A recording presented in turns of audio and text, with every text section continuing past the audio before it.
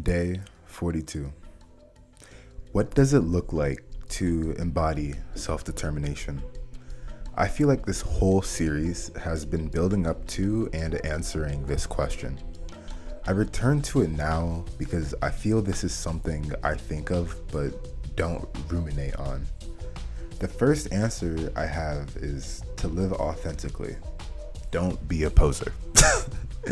So, like being weird and everything, but also doing your best to remain thoroughly confident and comfortable in your expression and how it's tested. I feel like so many people work towards a life based upon their self expression, but out of fear, we stay in the same patterns and habits. But new growth doesn't lie in what we know. That was pretty good. You know, let me move the camera, or I'll just stand a bit closer, or sit a bit closer, I guess. Yeah, I feel like that's a good summary of where I am right now. But honestly, like, yeah, no, wait, it is. I'm not saying it, but honestly, like, I mean, I say but honestly, but I'm just gonna be extra honest, and it's like I'm always being honest. So, like, is there any point in saying just honestly? No, but I like how that sounds. Also, I opened a beer. Oh my god. Can he do that on camera? Yes, I can. I'm 21. But you know what? I've realized I still feel like I'm 19. Does this ever go away? My older peers out there, does it ever go away? Do you ever stop feeling like you're 19? No? Cool. I don't mind, honestly. But yeah, self-determination, blah, blah, blah, blah, blah, all those big words. Yeah. Ultimately, the part I really want to harp on is understanding the ways that our self-expression is tested and how that really reflects the new growth that we're occurring and accruing for our lives. Oh my god. Burping. Sorry. I'm not.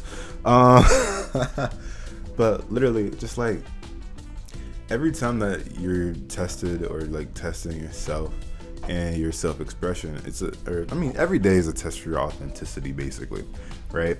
But what is being tested, honestly, is if you will capitulate to these patterns that you have found escape and comfort in, and ultimately deters your growth from the creation that you want in life, right? And like, I feel like a lot of the time we come to understand this in a very much so an all or nothing approach, but there really is a balance in how you go about these things, right? Like some real shit. So, right. So, when I turned 21, I actually went sober. And I mean, I did that on video. Yeah. But I went sober for a bit, but now I'm back drinking and smoking a very little amount. And the reason why is because with the growth that I've occurred, I know what I'm getting myself into. You get me? And it's like, I have the self-respect and boundaries needed so that I can enjoy these aspects of my life to their fullest when I participate in them, and also continue down these new paths and experiences that I am accruing for myself, right? I don't need to entirely cut it out for myself in search of something better or new, because I know myself, right? And ultimately, it's just a choice, right? I could stay sober for however long I want. You know, there's always a choice. Like earlier, I could have smoked a cigarette, but I chose not to. I didn't feel like it was the right time, and it's like I'm gonna take that time. I'm gonna allow nicotine to stay out of my system for a bit longer before I capitulate to that. Cause like I don't mind smoking cigarettes. I really don't. And when I do smoke them, I enjoy them. And if I'm going to smoke one, I'm going to enjoy it to the fullest. But like earlier, it wouldn't have been worth it. But these capitulations for comfort is something that that's what's testing our growth, right? So another example. This morning, I woke up at 3:33 as normal for my gym session at 4 a.m. And this morning I was extra tired. I didn't really feel like getting up, and honestly, I flipped a coin. Heads, I go back to sleep, wake up at like 6 or 7, 6, 7, and then and then I would go to the gym tomorrow instead. And tails, I would go right then. Got tails. I tried relinquishing my free will to something external so that I could say I wasn't in control over it. But I was still in control of it and still had to go. But honestly, even after going, you know what I learned? One, my gym routine for today was actually really fun to do and I enjoyed it a lot. And even with the slight tweaks and adjustments that I made, it was still a great routine. And I got to add some more stuff and just enjoy my fitness to a different degree, even though I was so fatigued and tired this morning. And then even after that, I enjoyed the breakfast that I made. I got some chores done. I cleaned up a little bit. And before I went to work, I got some coffee and had an amazing conversation with some old coworkers. And it was just like, wow, if I just stayed in bed, I wouldn't have ever had any of those experiences. And it was totally worth it. Pushing myself to this new extreme or for this new experience that in a manner in which I did not capitulate to my comforts is what allowed me to enjoy and love my morning. What allowed me to have a smile on my face when I went into work at 8 a.m. Right? It was great. And it's like, okay, so our comforts are our ultimate test into knowing if we will really put in the work to create the life that we want. Because it's okay to be comfortable to a certain degree. And as with all of our needs, we determine where that standard is, right? But ultimately, that standard, in my opinion, is entirely dependent on if you are accomplishing your goals in a manner that you like, right? Because you can have goals, but if it takes so long to accomplish how you're living your life, is it worth it? Is it worth having that on the back burner for that long? It makes you question if it's something that is really valuable to you. If you're willing to go by months and months and months without working on it, without putting any thought towards it, is this something that really means something to your heart? I know for me, I have one project that I'm thinking about. It's called Striate Fitness.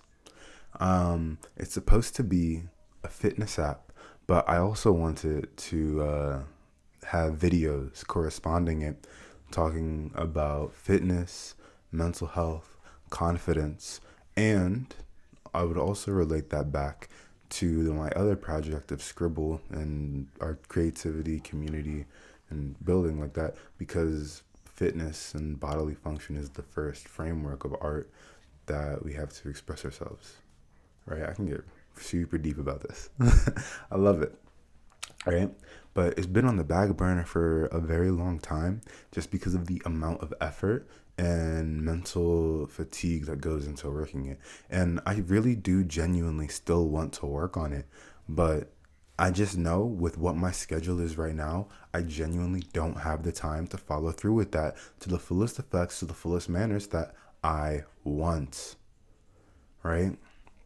So currently, through this series and through the other things that I'm working on, I view this period of exercising my creative self-expression to be the baby steps into creating that, to whatever that will turn into. Because even though I have certain ideas of just how I want that to look, I don't know what the end goal will be, and that's okay. But I have certain checkpoints and destinations that I want to hit, and in the patience that I've learned to cultivate, I can really take that time to say, this means something to me and I will accomplish it. But I need to develop myself more first before I can return to that in a manner in which it deserves, right? It's the relationship with myself and the relationship with my art. Like I talked about in the other video, the person that is returning to complete the art is not the same person that started it. It's not the same person that worked on it. It'll be a different individual entirely. And I feel like you can use these dynamics for interpersonal relationships as well. But ultimately, when it comes to interpersonal relationships, it comes to the individuals. They know how to communicate their needs and everything. And if you believe that the art of the relationship, that plant, that life in that relationship is worth something, trying to invest in once again, right? That's the difference. In interpersonal relationships, we have to invest in that relationship, while for our own creativity, our own individualized adjunct loneliness esque relationships, um, that's something you can return to when you're ready. And even though when it comes to confronting or not even fully confronting yourself, but expressing yourself, it comes at a time where you may not be ready to look at yourself in the mirror yet, so that you can make those leaps of faith to commit to that growth and commit to that jump. But it'll come in time. And in my opinion, everything happens as it's needed so that you become the person that you aim to be. The intent behind your expression is what creates your future.